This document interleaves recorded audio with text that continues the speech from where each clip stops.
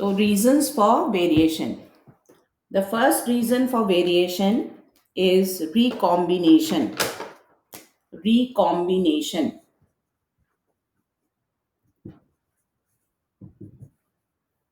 This word, you know about it, recombination. It has been used in genetics so many times.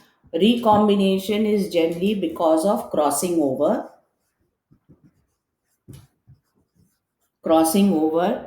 between non-sister chromatid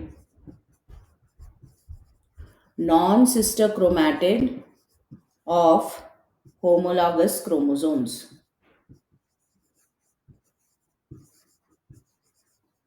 So recombination is because of crossing over between non-sister chromatids of homologous chromosome, and in this there is exchange of genes which brings about variations. These variations, this non-sister chromatid of homologous chromosome, they cross over during the packaging stage of prophase 1 of meiosis 1. So it is taking place in the packaging stage of prophase 1 of meiosis 1. Now during that, so variations that are recombinations or this type of variations, there are small variations and they are directional variations. So directional. So directional and small variations. How one person is different from the other. In humans, basically the difference of one person into from the other is because of this process, recombination. So this is first. Second one is mutation. Mutation is, we have not seen the mutation theory, but you know what is mutation. You have studied in genetics. Mutation is sudden, discontinuous, inheritable change. Inheritable change. Sudden, discontinuous, inheritable change. So it is a taking place suddenly. The red-eyed Drosophila becomes white-eyed Drosophila. So the color of red changes to white. It is all of a sudden within the next generation it happens. It can be passed on to the next generation. It is discontinuous. Whereas recombinations are continuous variations. These are continuous variations. This is discontinuous variation. And in one step, a total new character is shown. Sudden appearance of a new character. So that mutation is also an important example of a reason for recombination.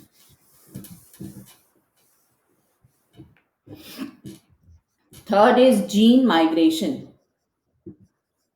Gene migration or gene flow. Gene migration or gene flow. Migration, you know what is migration. Migration can be if a individual is leaving a population, e-migration, or when an individual enters a population, immigration. So migration is basically e-migration or immigration. So suppose we consider a population here. This is a population A. Now this population A has the genes. So the gene frequency in a population is called gene pool. Definition of gene pool, very important, 1 mark question.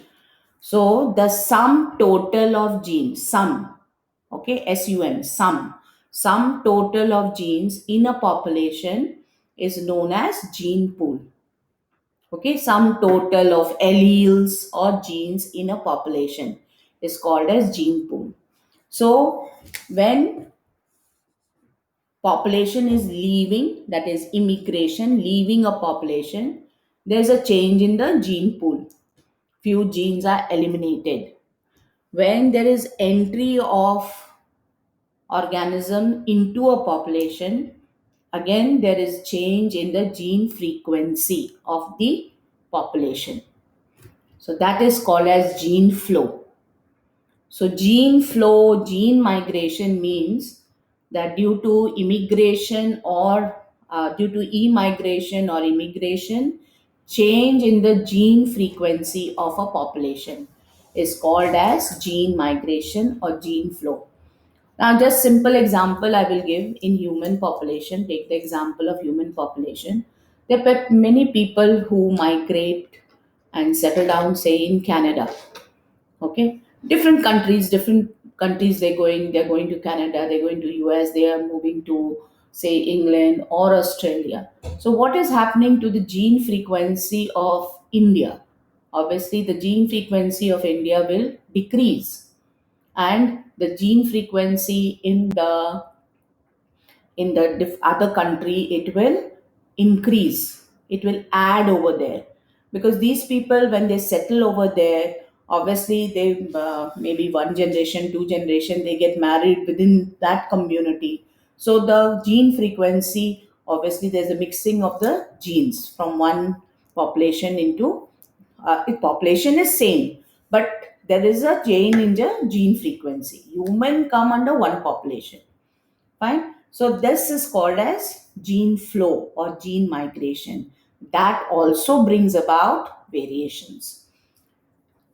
Then come to the next point, fourth point, genetic drift.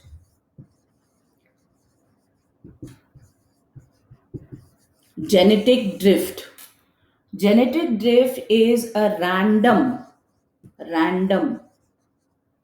It is not a planned, okay, random change in the gene frequency of a population which takes place with chance, right? So one word, this random, is very important in this answer. Another important thing is chance. Random means sudden, so random change in the gene frequency of a population which takes place with chance is known as genetic drift. Like say when there was a tsunami in our country in 2004, I think December 2004. The I'm just giving an example. You won't find this example in the books. I'm just giving it from the day to day life. Uh, the the bottommost part of our country, that is India, this, because of tsunami, it dipped into the sea. It went into the sea. So obviously the organisms over here, they got extinct, perished. So that is this type, sudden, random, and by chance. That is called as genetic drift. There were certain parts of Andaman Nicobar Islands, Ceylon, from Sri Lanka, few of the islands, they got totally submerged under the sea. So this type of thing which happens by chance is known as genetic drift. Now, in genetic drift, if you have understood the definition, there are two types of genetic drift that we have to study. One is called founder effect.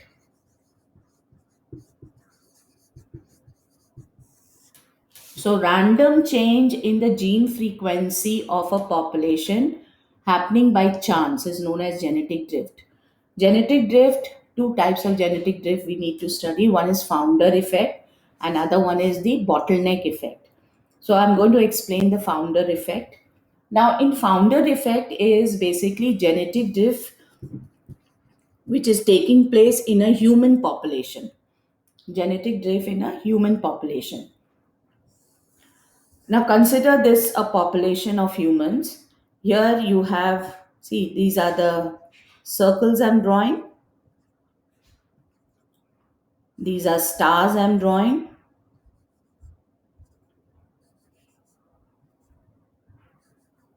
Okay. And these are boxes I'm drawing. Box. So what I mean to say that in this population, there are generally three types of individuals living.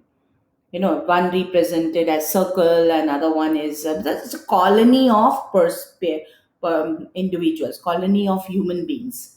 They live in a community, they live together. Now they separate out. Circles here, circles go over here, then the stars, and then the box. So what is happening that there is a change in the gene frequency of a colony. When a colony of there is a colony of people, and the individuals of the colony, they move to different locations, move to different locations, then obviously the gene frequency will decrease, and the variability of genetic variability also decreases. Gene frequency decreases and variability decreases. So just imagine, like, say we have, um, say, vagabonds, gypsies. They move from one place to another, and now few of the gypsies will leave the colony, get married to, say, the local people. So what has happened to the gene frequency of that gypsy colony? It has decreased, and it has changed. Those people who marry into the locality or the community, they have added to the gene frequency there. So, but what has happened to the gene frequency of the gypsy colony? It has decreased. Genetic variability has decreased. So that is called as founder effect. So founder effect is generally in a human population.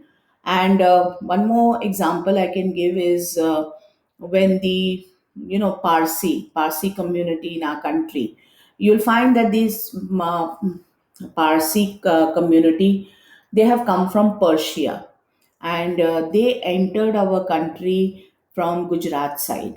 So when they entered into the country, this was long, long time ago. That time, the person who's ruling the Gujarat, that is the king, he said, "How are you going to add to our community?" They said, "We wanted to settle there." So how are you going to add to the community? How will you add um, to our community? So they said that we will adapt your culture, one, and second, just like a glass of water may be, when you add sugar to it, it will sweeten your culture. So if you see Gujarat Parsis, you'll find that more or less their dialect is something like in Gujarat, and where that see the palla sari, and they have adapted to the culture of Gujarat. So this is called as founder effect. But please don't give these examples. I'm just trying to make you understand what do you might mean by founder effect. So, founder effect is when small individuals of a colony, when a colony of people move from a small colony, is called as founder. That is the word, founder. So, they move from the main location into different location. So, the gene frequency decreases, and the genetic viability, also variability, sorry, decreases. Now, the second one is bottleneck effect. Bottleneck effect.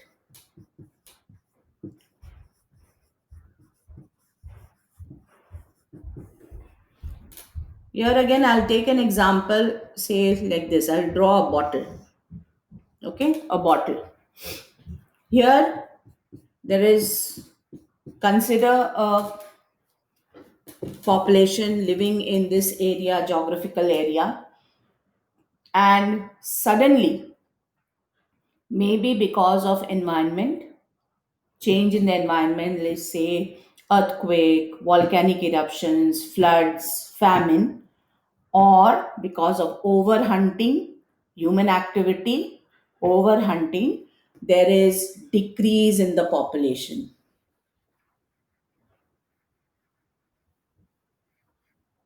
Sudden decrease in the population.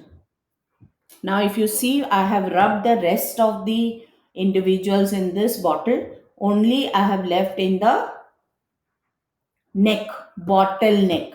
I've left in the bottle this thing. That means sudden decrease in the population, gene frequency of a population due to environmental change or human activity is called bottleneck effect. Sudden decrease. So the number of individuals, this population has decreased suddenly. Now, can this population, this small population now, go back to its original richness, or it could also become extinct? So it can go back to its original richness or it can be extinct. So there are two possibilities of it. So if you're asked that what is bottleneck effect, sudden decrease in the gene frequency of a population because of environmental change and all those changes you can say, and second, human activity. And once the population, it can either become extinct if you don't give it any support and all, it may become extinct, or if immediately say human activity had and humans start preserving it, it can go back to the original richness. If it is adapt, say natural nature maybe, if it is adapt to, it is able to adapt to the change in the natural nature, it can go back to the original richness. So that is called as bottleneck effect. So the graph is something like this. This is time, and this is the number of individual or the genes in a population. And here is that very high population rate is very high, and ये bottleneck effect है. This will be the bottleneck effect.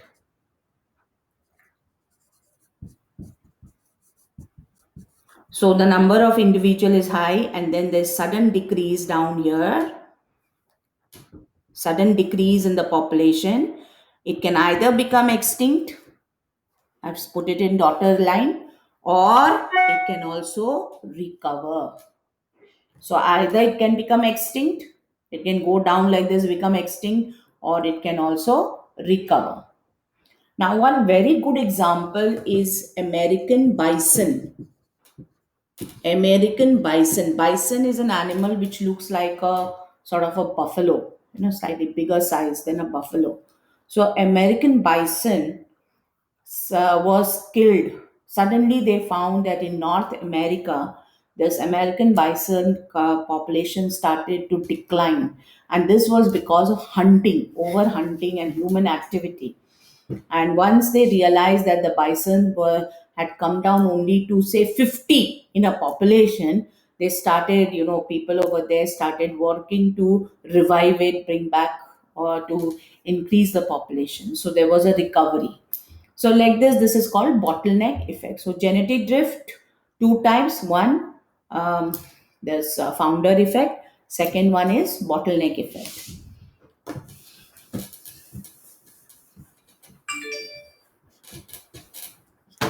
And then we come to the last part is that is so we have in variations. If you see, you had one is recombination, second one you said is mutation, third is gene flow or the um, gene migration, and fourth one is genetic drift. Another fifth one we can say about hybridization, but yeah, I'll write that about hybridization. So hybridization, what do you mean by hybridization? Hybridization, when individuals or two different populations or two different species, two different genus, they are bred together or crossed together. That is called as hybridization. And hybridization also is actually done by humans. In nature, two populations, they do not interbreed, क्योंकि population species का definition ही same है, ये है कि individuals belonging to identical individuals which can interbreed in nature, they are known as, that's called species. And in a population considers to be a single species. Community is many species together or many populations together. So hybridization is an you can write it as a fifth point of variation. This is generally crossing between two organisms which are unrelated organisms, crossing between two unrelated organisms, either two different species, different genus. That is called as hybridization.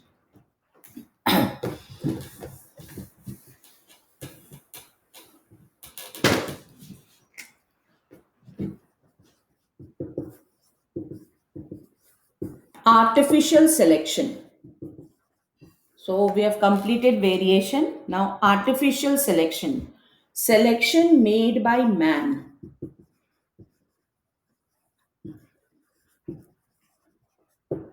We studied natural selection. Selection made by nature. Nature selects that character which is best adapted to the nature, best suited to the nature. But man is also making some selection, and that selection is called artificial selection. Now, simple example of artificial selection: if there is a paddy field, rice field, and if the farmer has to keep the rice seeds for the next season. So obviously, when he's picking up the seed, he will pick up long size grains. Size of the grains will be long. Now, in that paddy field, there will be three varieties of grains: small, medium length, and larger length. But the farmer, when he is picking up seeds, he will try and pick up which are bigger in size, because he wants his plants to have a large grains. So that is called artificial selection. Suppose there are five flowers, say on a tree, on a plant, there are five flowers, and you have to choose one best. Obviously, if you want to give it to a friend, you will choose one best out of it, isn't it? You'll see the which one is bigger in size, which has a beautiful petals there. You will go through that. That is your artificial selection.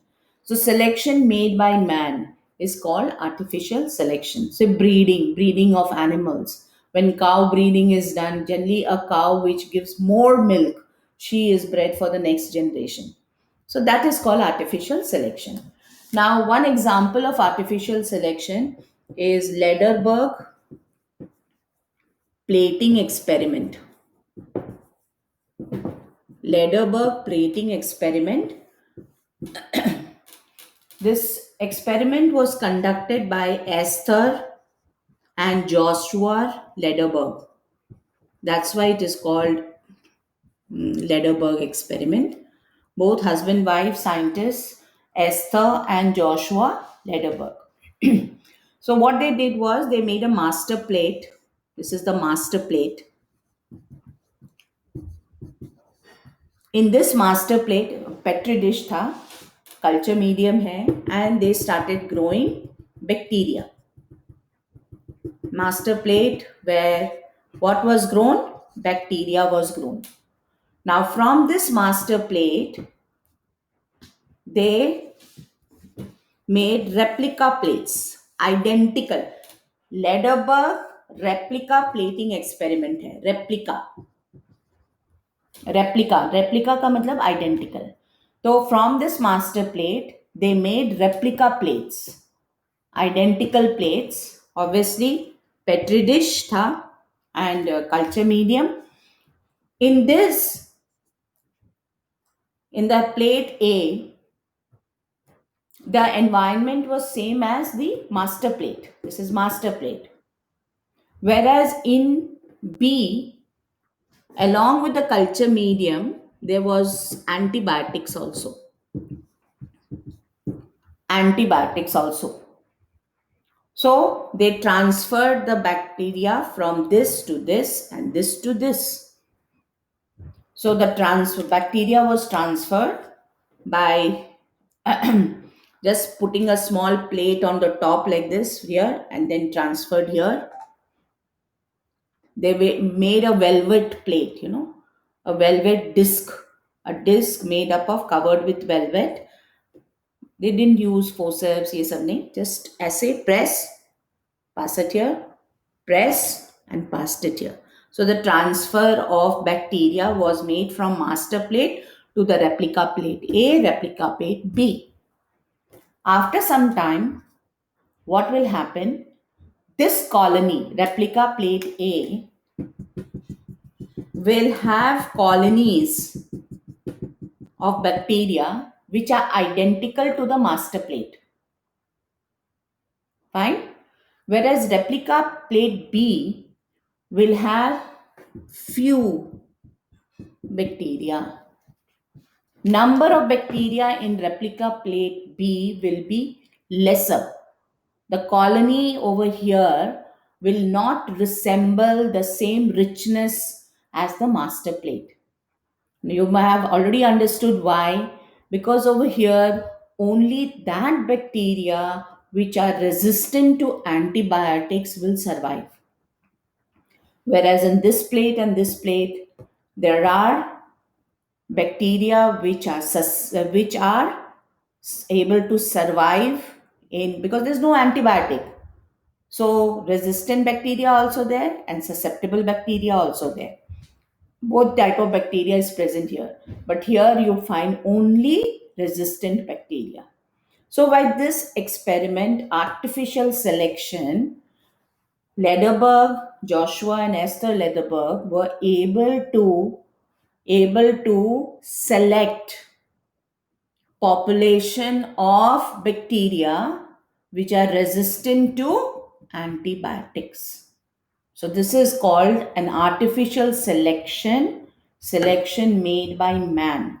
And Lederberg replica plating experiment is an example of artificial selection. And this is like Darwinism only. Variation, two types of bacteria, susceptible bacteria, resistant bacteria. In this plate A, since there was no antibiotic, both are surviving. But in plate B, because there is antibiotic, the susceptible one will die. Only the resistant bacteria will survive. Now, coming to the next topic, mutation theory. Third theory is mutation theory. Mutation theory, I don't need to explain too much because we have already studied about mutation in genetics. So, mutation theory was given by Hugo de Veris in 1901. You also know that he worked on a plant called Onothera lamarckiana, evening primrose. His experiments were on evening primrose. And third point, what is mutation? Sudden, again same thing, sudden discontinuous inheritable change. Mutation is random. Random means it occurs suddenly, and it is directionless. Directionless. So it occurs suddenly, directionless, and single mutation. A single mutation can bring about variation or evolution. Single mutation can bring about evolution, that is called saltation. So if you're asked what is saltation, single mutation can bring about variation, and that which is the basis of organic evolution, that is called saltation. One single step mutation can bring about variation which is a basis of organic evolution, so that is called saltation. This word is quite important, one mark question and all. What is saltation? So saltation comes under mutation theory. So we have three theories we have completed. Now the fourth theory is the modern synthetic theory. Modern synthetic theory of evolution, which is also known as Neo Darwinism. Modern synthetic theory of evolution, also known as Neo Darwinism. Neo matlab new. New Darwinism. Neo Darwin. NEO. So here names Huxley, Stebbins, Dobzhansky. These scientists, they went through the papers, they studied the process of evolution, about Darwinism. What did Darwinism say? Darwinism spoke about variation, Darwinism spoke about natural selection. And Lamarckism, like in Lamarckism, that the main problem of Lamarckism was that inheritance of acquired character. So acquired characters which are the changes in the somatic cells, they are not inherited. So this theory is a combination. They have added one more step to it. So what are the salient features of modern synthetic theory? First one is variations. Genetic variations. Now, genetic variations is may you'll have to write about recombination.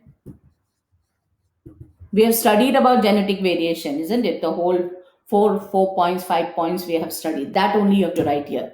The recombination, mutation, hybridization,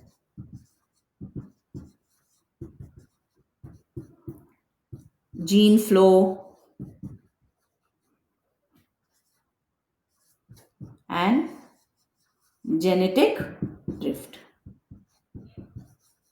So variation. This is what they picked up from Darwin's theory, genetic variation. Second point, natural selection. Natural selection. Here, also this point comes from Darwinism. Natural selection.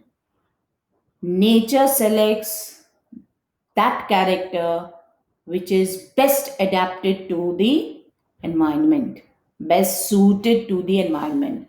Natural selection, then give the types. Suppose it's a 5 mark question. Yay, modern synthetic theory. It's written as a 5 mark question. Then first give the name of the scientist who I've given, then write about genetic variation and explain all this in few lines, and then write about natural selection and explain the three types of natural selection: stabilizing, directional, disruptive selection. And the third point, so the only difference in modern synthetic theory is the third point, which is called reproductive isolation. Reproductive isolation.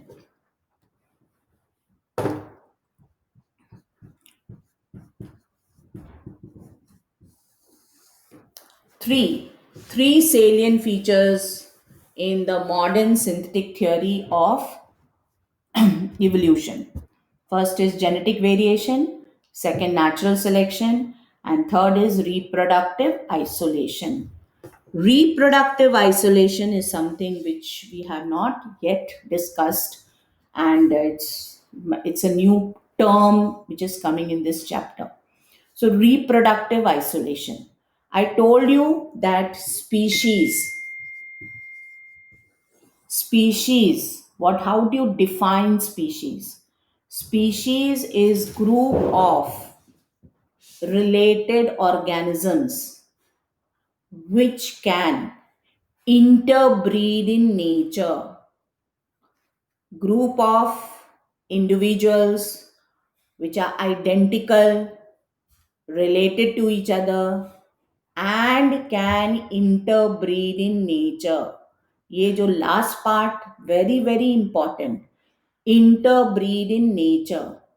If they cannot interbreed in nature, they become two different species.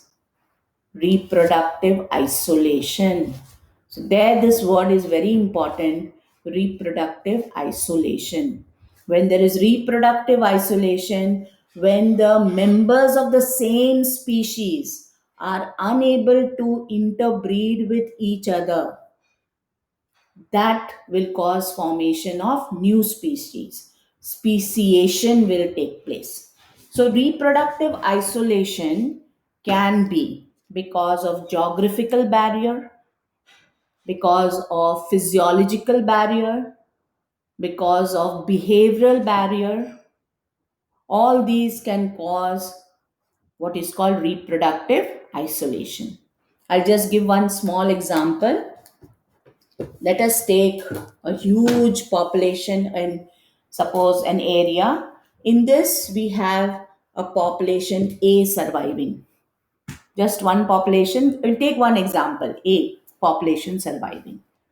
Now, because of some change in natural calamity, a water body starts flowing between in that area.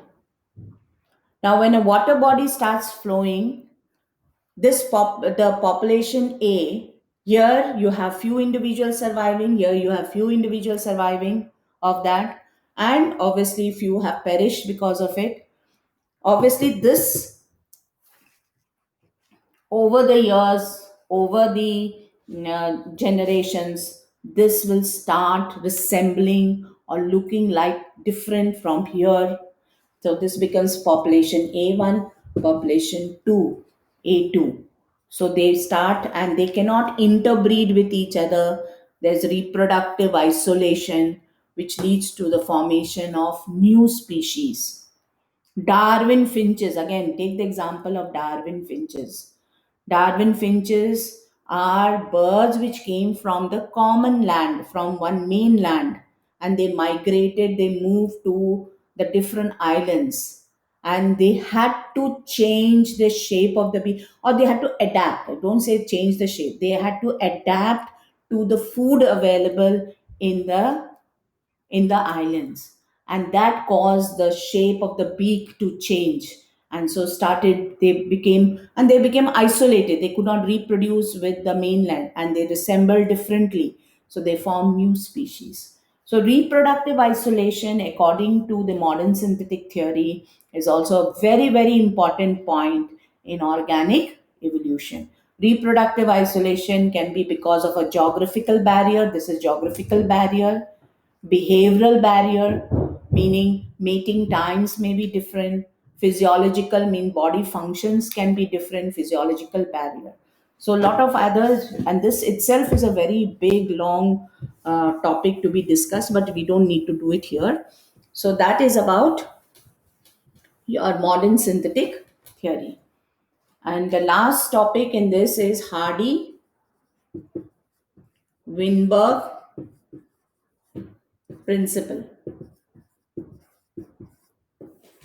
Hardy Weinberg principle or Hardy Weinberg equilibrium. So, Hardy Weinberg principle or equilibrium explains the gene frequency in a population. It says that the gene frequency in a population is under equilibrium, it will not change. So, the gene frequency of which population does not change? Non evolving population. So Hardy-Weinberg principle is for what type of population? Non-evolving population, does not evolve.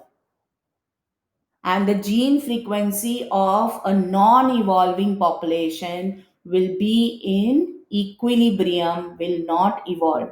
That is called the Hardy-Weinberg principle. Two different scientists, Hardy-Weinberg principle. Okay. Now the gene frequency. But if it is, if so, in an evolving population, the gene frequency will change, right? So, like suppose now we take the gene frequency p. What is this Hardy-Weinberg principle? P plus q whole square is equal to 1. It does not change.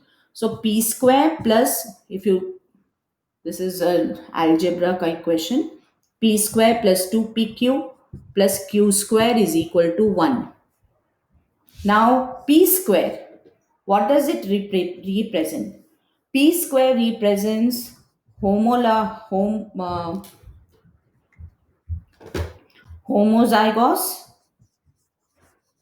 dominant genes, homozygous dominant alleles. 2pq represents heterozygous dominant alleles,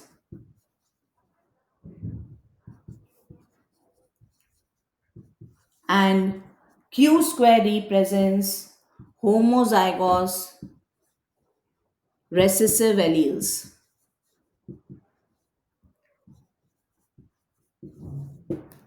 So Hardy-Weinberg principle explains that the gene frequency in a population is in equilibrium. It does not change over the generations. So Hardy-Weinberg principle is for what type of population? Non-evolving population. But in an evolving population, the gene frequency will change. So if the question is asked, what are the factors which do not work or which are against Hardy-Weinberg equilibrium? Then you have to write all the factors which we have studied in variation. So obviously recombination, mutation, gene flow, genetic drift, and hybridization.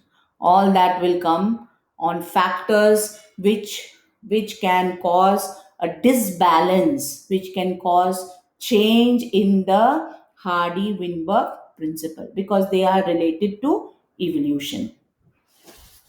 So P square represents homozygous dominant, 2pq represents heterozygous dominant alleles, and q square represents homozygous recessive. Here I'll give one example. Like suppose here, cross between, take this example, parent, heterozygous, capital T small t, capital T small t. F1 generation में आएगा capital T, capital T, capital T small t, capital T small t, small t small t. This one, TT, homozygous dominant. This is P square. Okay? Homozygous dominant, P square. Heterozygous dominant, 2pq in a population, 2pq. And homozygous recessive is q square. So in a population, there are two types of alleles: dominant allele, recessive allele. Dominant P, recessive Q. Okay, question में कुछ भी हो सकता है, W हो सकता है, small w हो सकता है, कुछ भी हो सकता है, कैपिटल ए, स्मॉल ए. तो you have to understand that one is a dominant allele, one is a recessive allele. Dominant allele can be in homozygous dominant condition or in heterozygous dominant condition. Dominant allele can be in either of the two condition, p square or 2pq, because both are dominant, homozygous and heterozygous. Phenotype से दिखेगा नहीं, है ना? Phenotype से you can't say this is p square or this is 2pq. But recessive, definitely you can make out, okay, this is recessive, so q square is recessive. Now, let us do one question. We will do some questions regarding Hardy-Wingberg principle and we will try to understand it. 1 minute. Some questions.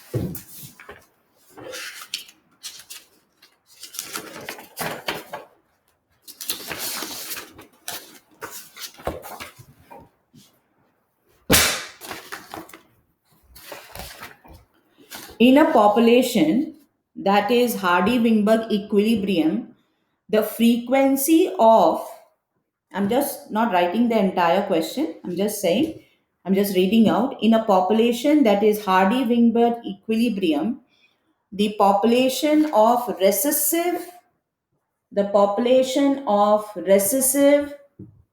homozygous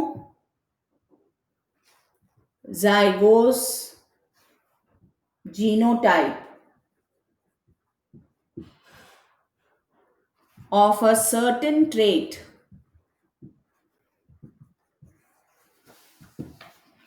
is 0.09. Okay, calculate the percentage calculate the percentage of individuals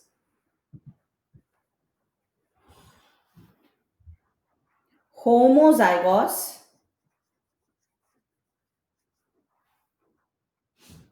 for the dominant trait.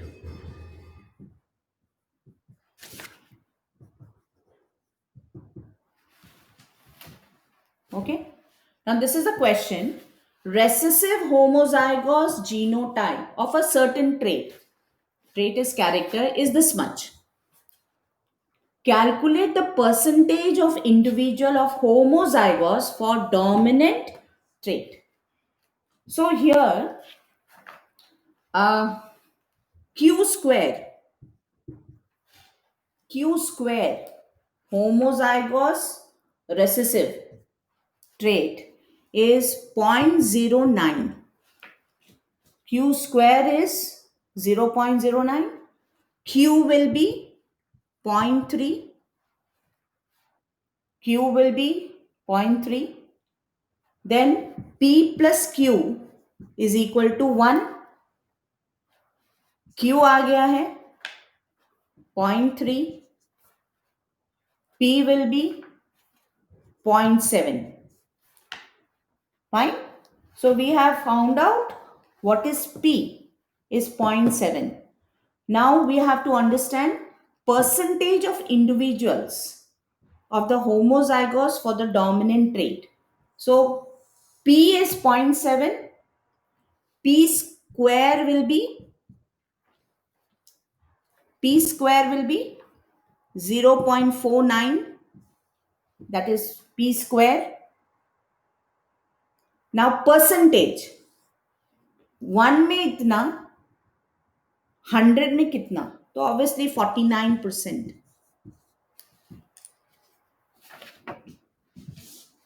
49% is the example percentage. So this is, here they're not asking you just to find the frequency of the allele, dominant allele ka frequency. If it is asked the question, find the frequency of the dominant allele, then you will leave it at this 0.7. That is the frequency of the dominant allele. But it is mentioned percentage of individuals which are found for the dominant trait. Then this is the answer, 49%. We'll try another question.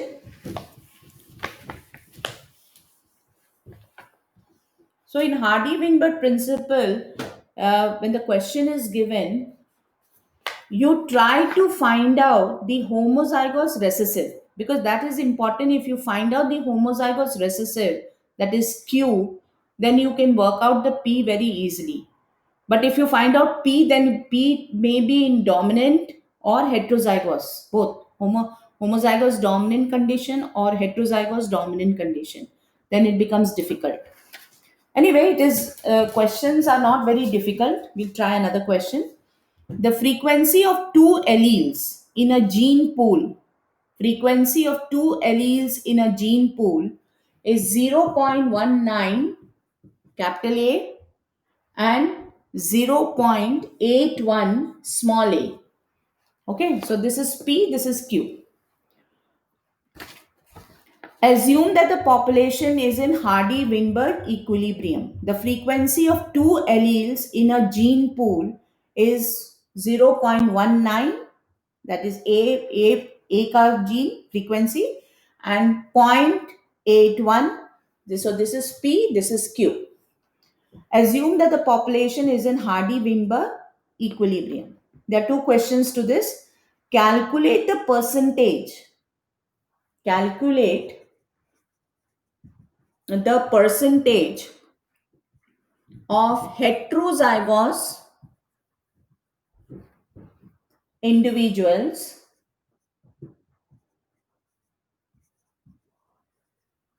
in the population. Calculate the percentage of heterozygous individual in a population. So heterozygous individuals are 2pq. Fine, 2pq. So 2 into 0.9. Not 30.78. Sorry? 30.78. 50.7. 30.78. 30.7. 30.7. Yeah, correct. So 0.0181. Okay, you were very quick. So what did you write? 0.30 point? 78. Okay. 30. Okay. 3. It is 0.378. 3. 3078. Okay. 0.378. Correct. So percentage 078. you have to find out ना. तो कितना है 37 कि 31 क्या है इसमें total 30.78. 30 Answer percentage. Okay 30.78 fine तो इस ये होगा दैट इज मोर और लेस 31% है ना 31%. So you have got it that the percentage of heterozygous individual will be 2pq. So 2 into this, there is already given. So 2 into this, and that is your calculation. Then calculate the percentage of homozygous recessive in the population. आराम से हो जाएगा. Calculate the percentage of homozygous recessive in a population. The homozygous recessive will be to q square, that is 0.81 into 0.81. इसका percentage निकाल लो. I think it will be around 66% or something like that. It comes to 65.6. 65.6. That is about 66%. तो इस तरह से question करना है. Try to solve more questions. I'm sure you will be able to do it. And